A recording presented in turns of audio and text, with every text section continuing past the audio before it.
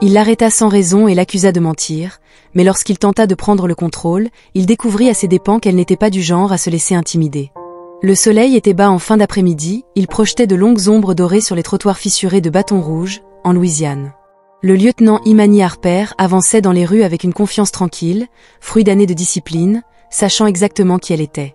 Ses yeux marrons foncés scrutaient un quartier à la fois familier et lointain, semblable à une maison d'enfance laissée intacte trop longtemps. Elle n'était pas revenue depuis des années, depuis son enrôlement, depuis l'enterrement de sa mère.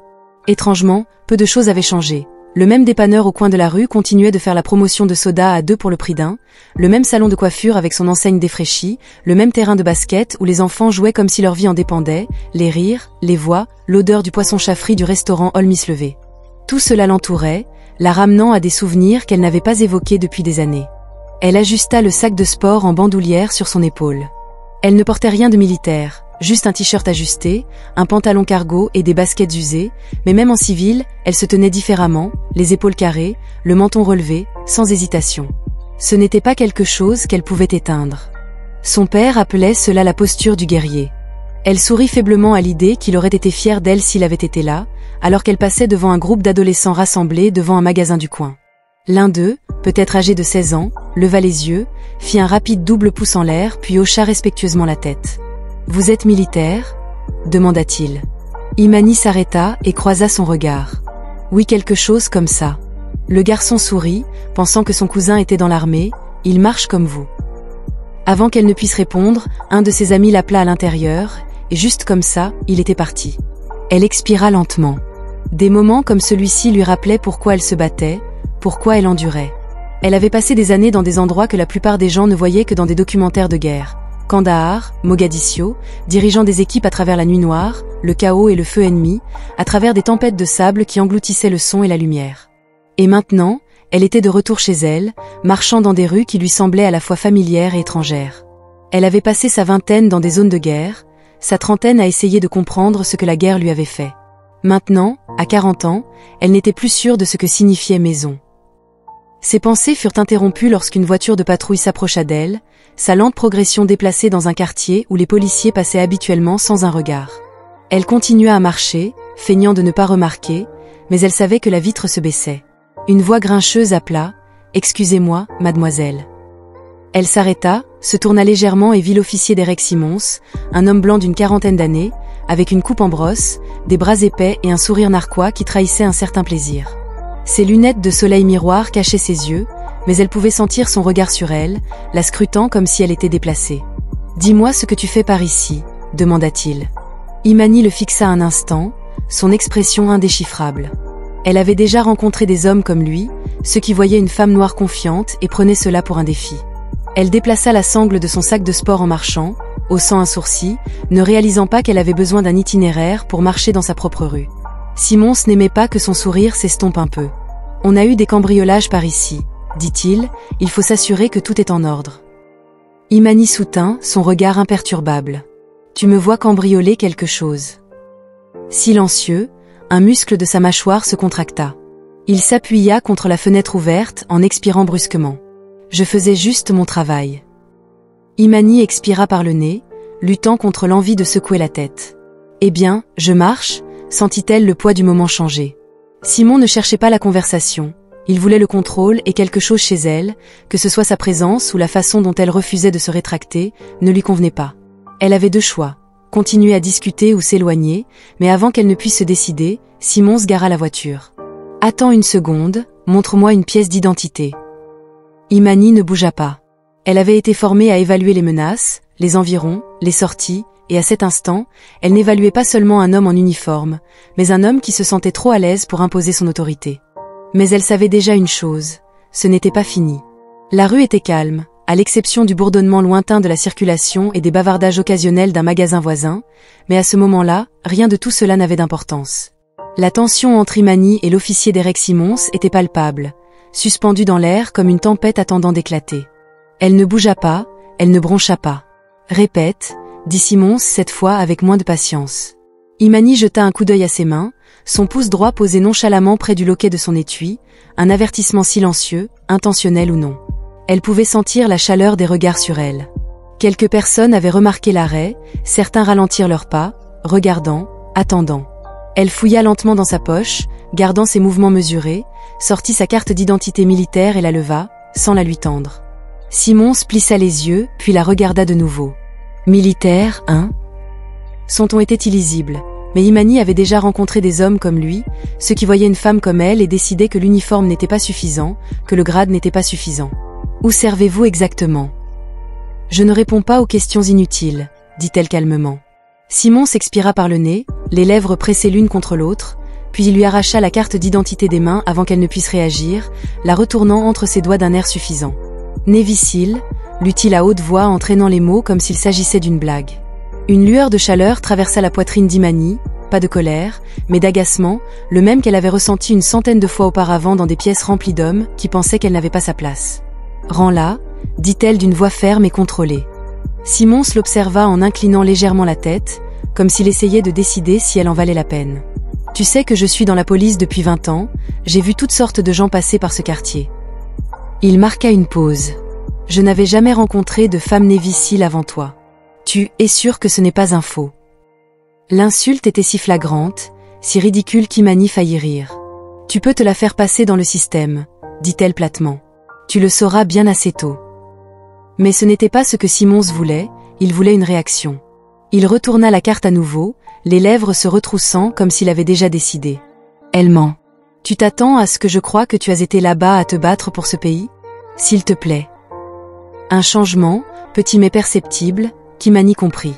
Les personnes qui regardaient, leur curiosité changeait. Ce n'était pas juste un contrôle routier, c'était autre chose maintenant.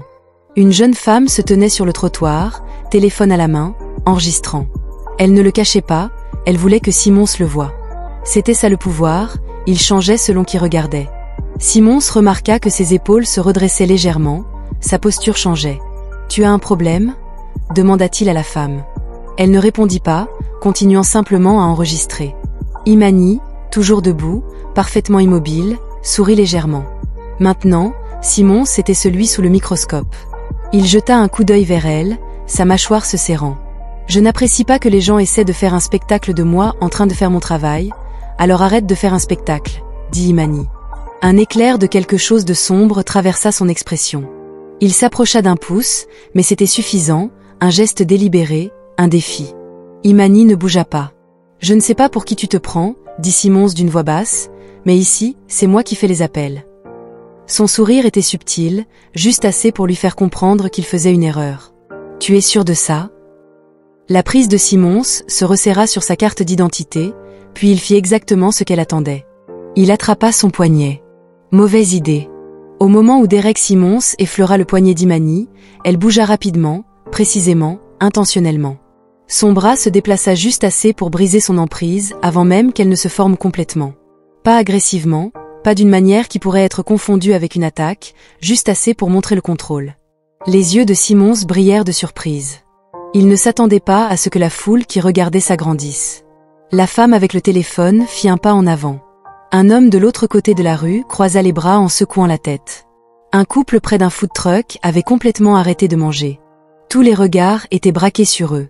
Imani laissa échapper un souffle par le nez pour se stabiliser. Son entraînement lui avait inculqué la retenue. La discipline d'abord, toujours. C'est une agression, cria-t-il. La voix de Simons était trop confiante, comme s'il pensait que ces mots seuls lui donnaient du pouvoir. Imani cligna à peine des yeux. Non, cela s'appelle éviter tout contact inutile. Son expression s'assombrit. Tu penses que c'est une blague? Elle inclina légèrement la tête. Ai-je l'air de rire? Une lueur de frustration passa sur son visage. Simons s'attendait à une soumission, à la coopération, au minimum. Au lieu de cela, il rencontrait une résistance enveloppée dans un calme inébranlable. Il n'aimait pas ça. Sa main se dirigea vers son émetteur radio. « J'ai besoin de renfort pour ce qu'Imani coupa doucement. » La bouche de Simons se serra en une fine ligne pour un suspect peu coopératif. Un ricanement de la foule. Quelqu'un murmura « C'est des conneries » avant de se rattraper. La femme au téléphone parla de manière peu coopérative. « Tu es le seul à crier. » Les oreilles de Simons brûlèrent, mais il ne se tourna pas vers elle. Il était trop enfermé maintenant, trop profondément dans sa propre fierté. Imani pouvait le voir. Elle avait été dans suffisamment de situations tendues pour reconnaître un homme à un point de rupture. Simons n'allait pas reculer. Pas maintenant. Pas avec autant de regards braqués sur lui. Elle devait choisir ses prochains mots avec soin. « Agent Simons », dit-elle d'un ton mesuré. « Vous faites une erreur. » Ses narines se dilatèrent. « Non, vous avez fait l'erreur quand vous avez décidé que vous pouviez vous éloigner de moi. » Il fit un pas de plus. Un pas de trop. « Tournez-vous, les mains derrière le dos. » Imani inspira lentement. Elle pouvait sentir le changement d'énergie. Le moment tournait. Elle savait où cela allait. Simons voulait faire un exemple. Il la voulait menotter, non pas parce qu'elle avait fait quelque chose de mal, mais parce qu'elle ne lui avait pas obéi comme il l'attendait et qu'il ne pouvait pas le permettre. La foule le sentit aussi, un murmure les parcourut, les gens levaient leur téléphone plus haut, l'air devint épais d'une tension inexprimée. Imani pouvait sentir son pouls se stabiliser, son instinct s'aiguiser. Elle avait 3 choix. Le laisser la menotter, céder et se laisser traiter comme une criminelle devant tout le quartier, ce qui n'était pas une option. Courir, forcer une poursuite, encore pire, laisser cela dégénérer en quelque chose dont aucun d'eux ne pourrait revenir. Elle choisit la 3e. « Simons, dit-elle d'une voix calme mais ferme, si tu me mets ces menottes, tu vas le regretter. » Son sourire narquois revint, mais cette fois il était teinté d'une menace. Les yeux d'Imani ne vacillèrent jamais. Non, c'était un fait, mais Simons avait déjà pris sa décision. Sa main tomba sur sa ceinture, et ce fut la dernière erreur qu'il fit ce jour-là. Au moment où Simons attrapa ses menottes, Imani bougea rapidement, doucement, intentionnellement avant même que ses doigts ne puissent effleurer le métal. Elle pivota, un simple changement de position, une redirection calculée, un pas en avant, un pas sur le côté, rien de plus. C'était suffisant. Simons, l'équilibre vacillant, écarquilla les yeux pendant une fraction de seconde en réalisant qu'il n'avait plus le contrôle. Imani n'attaqua pas, elle n'en avait pas besoin. Tout ce qu'elle fit fut de se dégager de son emprise d'une manière si fluide et précise que Simons parut ridicule aux yeux de la foule. On aurait dit qu'il tâtonnait, trébuchant sur ses propres pieds, et c'était pire que n'importe quel coup de poing. Les halètements des passants le confirmèrent. « Elle s'en est sortie tout de suite », murmura quelqu'un. La jeune femme avec le téléphone zooma sur son expression indéchiffrable. Le visage de Simons devint cramoisi, sa respiration s'accéléra, sa poitrine se soulevant et s'abaissant comme s'il venait d'être insulté de la pire façon imaginable.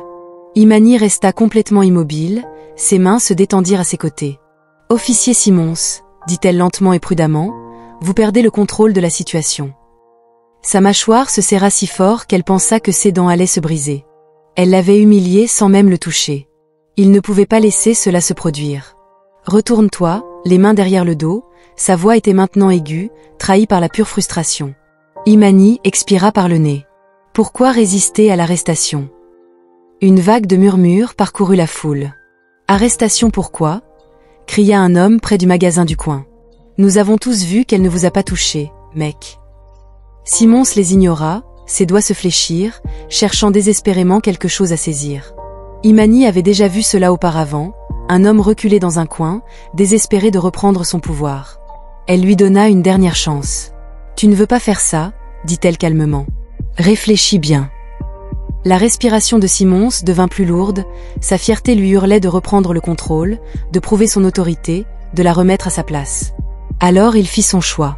Il se précipita. Mauvais mouvement. Le corps d'Imani réagit avant que son esprit ne le fasse.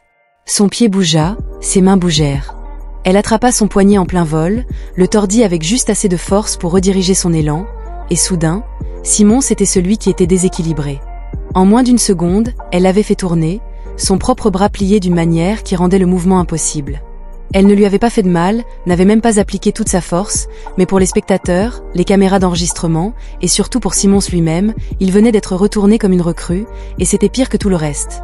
Un homme en uniforme surpassé en plein jour devant une foule entière par une femme qu'il pensait pouvoir intimider. Un silence s'installa. La respiration de Simons devint difficile et irrégulière, son corps raide sous le choc. Imani le retint là juste une seconde de plus, assez longtemps pour qu'il comprenne, puis elle lâcha. Simons trébucha en avant de se rattraper, ses bras s'agitant juste une seconde, juste assez longtemps pour que chaque caméra de téléphone le capture.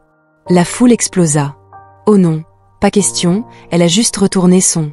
La femme qui enregistrait secoua la tête en souriant. Maintenant j'ai compris. Chaque seconde de cela.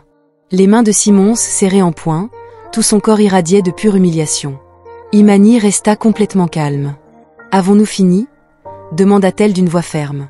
Simons ne répondit pas, ne put répondre. Puis une nouvelle voix coupa l'air. « Que diable se passe-t-il ici ?» Une deuxième voiture de patrouille venait d'arriver. Le sergent William Burke, plus âgé et plus expérimenté, savait déjà que quelque chose s'était très mal passé en voyant ses yeux vaciller entre eux.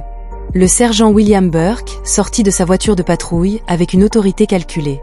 Ses yeux bleus perçants balayaient le visage de Simons, les mains rouges, la respiration lourde, et Imani, debout, calme et imperturbable au milieu de la rue. Mais ce n'était plus seulement eux. Tout le pâté de maison regardait, les téléphones étaient allumés, les conversations s'étaient arrêtées, les gens n'étaient plus seulement des spectateurs, ils étaient des témoins. Burke expira brusquement, il savait déjà ce qui s'était passé, mais il se tourna vers Simons. L'agent Simons expliqua à Burke, mais sa mâchoire tremblait, et aucun mot ne sortit immédiatement. Il était trop plongé dans sa propre humiliation, trop secoué par le fait qu'il venait d'être retourné en plein jour. Imani pouvait voir la bataille se dérouler dans sa tête. Il voulait mentir, déformer l'histoire en sa faveur et se faire passer pour la victime, mais le regard de Burke balaya l'enregistrement de la caméra, les murmures de la foule, la tache indéniable de l'embarras public se répandait déjà, et Simons savait qu'il n'y avait aucun moyen d'en sortir. « Elle a résisté », dit-il finalement, sa voix basse et tendue, elle ne voulait pas obéir. Elle est devenue agressif, un ricanement vain de la jeune femme qui filmait toujours. C'est un mensonge et nous l'avons tous vu. Burke ne l'avait pas reconnu, mais Imani perçut la tension dans son expression.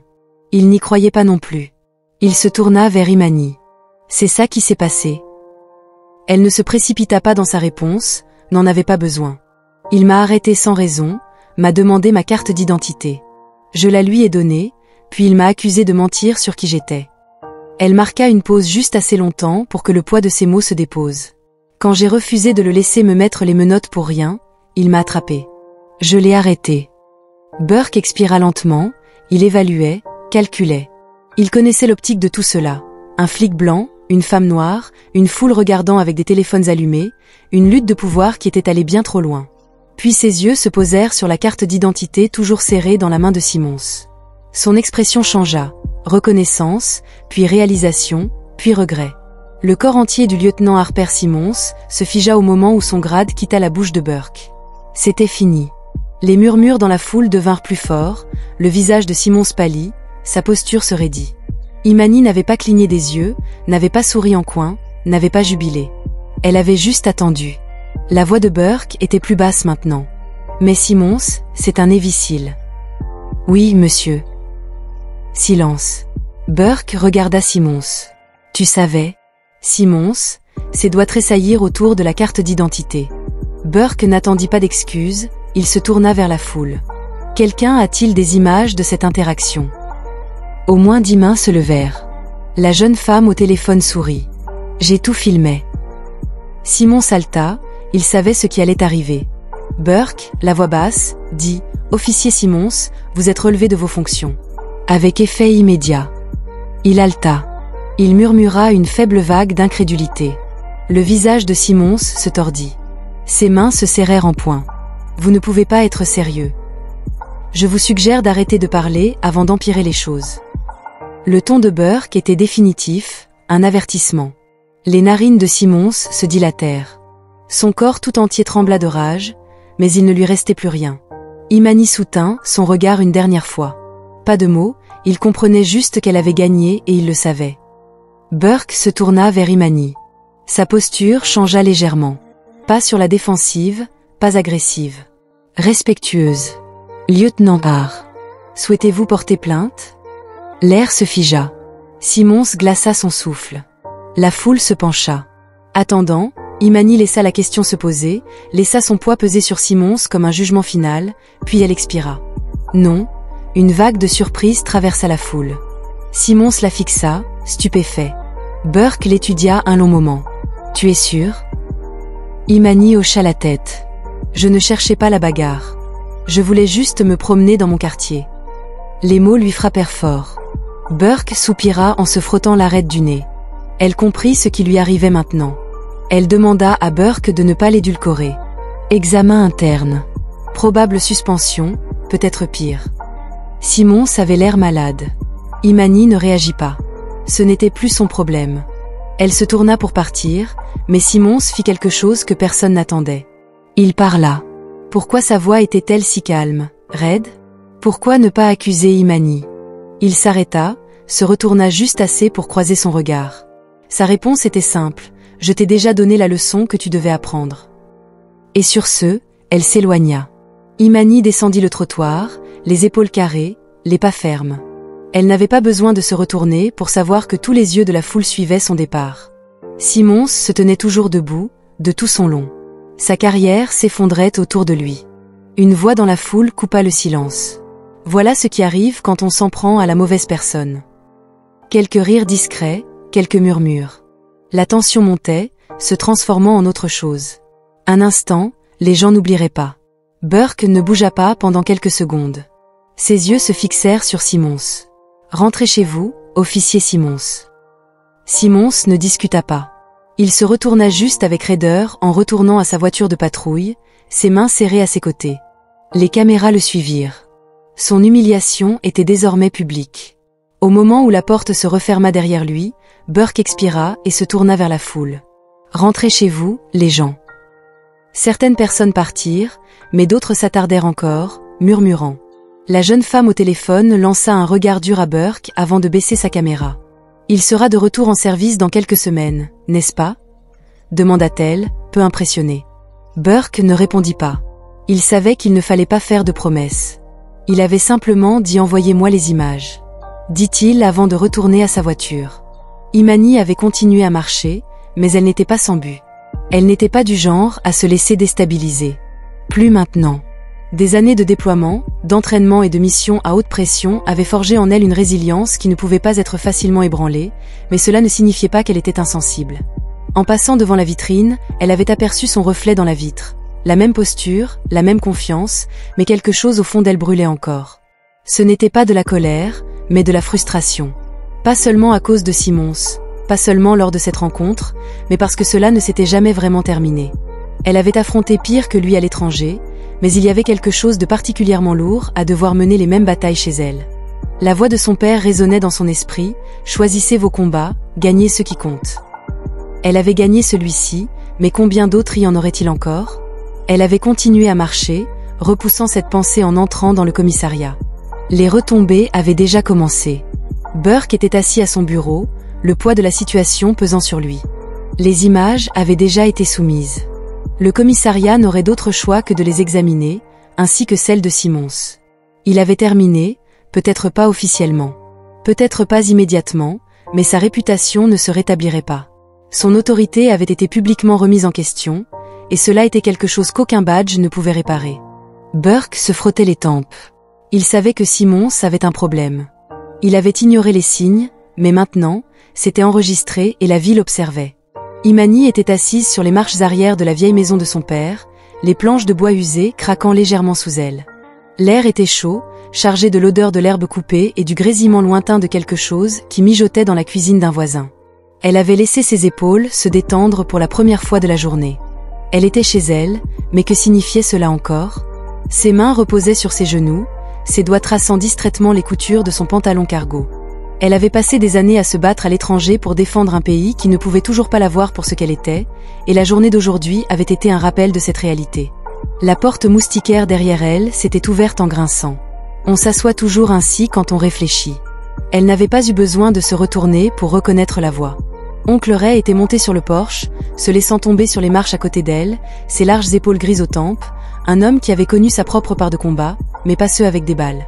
Il avait posé une bouteille de thé glacé à côté d'elle, puis avait ouvert la sienne avec un sifflement silencieux. Pendant un moment, ils étaient restés assis là, puis Ray avait expiré par le nez. « Alors, tu as fait la une des journaux. » Imani avait laissé échapper un petit rire sec. « Je ne l'avais pas prévu. » Ray avait secoué la tête. « On ne s'y attend jamais, mais les ennuis nous trouvent de toute façon. » Elle avait pris la bouteille, faisant rouler la condensation entre ses doigts. C'était un problème. Il l'avait regardée de côté. Ce n'était pas une paix non plus. Elle n'avait pas répondu tout de suite, car il n'avait pas tort. Imani avait été formée pour engager les ennemis, neutraliser les menaces, marcher dans le danger et en sortir indemne. Mais qu'en était-il des batailles comme celle d'aujourd'hui, celles qui ne se menaient pas avec des poings ou des armes, mais avec la perception, le pouvoir et les préjugés. Elle avait incliné la bouteille en arrière, laissant le thé froid apaiser la sécheresse dans sa gorge.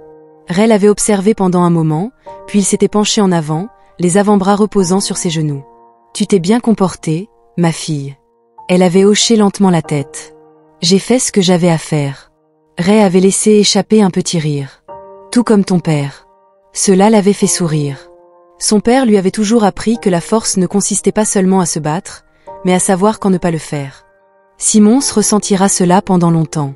Le ton de Ray était pensif, mais plus que cela. Beaucoup de gens ont vu ce qui s'est passé aujourd'hui et ils s'en souviendront. Imani avait tourné la bouteille dans ses mains. « Est-ce que ça change quelque chose ?»